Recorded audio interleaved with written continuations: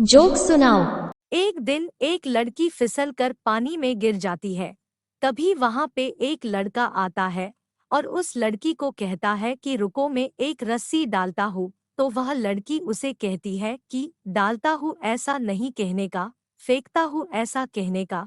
तो वह लड़का उसे बोला कि ऐसा करो, तुम्हारे हिंदी के टीचर को ही बुलाओ बचाने के लिए, मैं जाता हूँ। हॉस्पिटल में 2 दिनों के बाद होश में आए हुए एक ब्राह्मण को उसके दोस्त ने पूछा कि क्या हुआ, तुम हॉस्पिटल में कैसे आए। तो वह ब्राह्मण बोला, घर पे करवा चौथ की पूजा थी और मेरी बीवी छन्नी से मेरा चेहरा देख रही थी, और तभी आदत के हिसाब से मैंने बीवी को बोल दिया कि जल्दी जल्दी करो, मुझे और 3-4 जगह जाना है। उसके बाद मुझे कुछ याद नहीं, मैं आज ही होश में आया हूँ। एक दिन गोलू ने अपने पिता से पूछा कि पापा बताओ ना, मेरा जन्म कैसे हुआ। तो पापा बोले बहुत लंबी कहानी है। तो गोलू बोला कि पापा शॉर्ट में बताओ ना। तो पापा बोले बेटा ओ ऐसा हुआ कि ठंड के दिन थे और मेडिकल बंद थे। जुबान की टेस्ट, पेट में गया वेस्ट, बीमारियां बन गई गेस्ट, और डॉक्टर करते हैं टेस्ट के ऊपर टेस्ट, और इसमें हमारे रुपए हो जाते हैं वेस्ट, इसलिए घर की सब्जी रोटी बेस्ट। भक्त भगवान से कहता है कि दुनिया की सारी परेशानियां मेरे ही नसीब में क्यों लिखी है। तो भगवान ने कहा, अगर तुम्हारा धरती पर कुछ अच्छा नहीं चल रहा तो क्या मैं तुम्हें कोविड के स्कीम में ऊपर उठा लूं। तो भक्त बोला, नहीं नहीं भगवान, मैं यहाँ धरती पर खुश हूँ। कैसा लगा मेरा मजाक?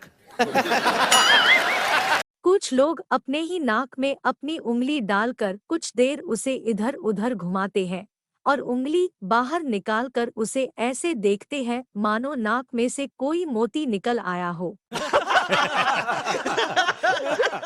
कभी कभी ऐतिहासिक सीरियल देखते देखते मैं इतना मंत्रमुग्ध हो जाता हूँ कि मैं मेरे बीवी को आवाज देता हूँ, महारानी मेरी तलवार कहाँ है।